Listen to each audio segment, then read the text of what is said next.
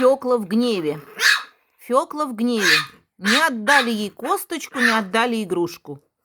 Все забрали у малышки. Брат все украл. Вон там соскладировал. Феклуша уже настоятельно требует вернуть украденное имущество. Пока не получается. Но я думаю, что сила характера возьмет свое. Да, Феклуша?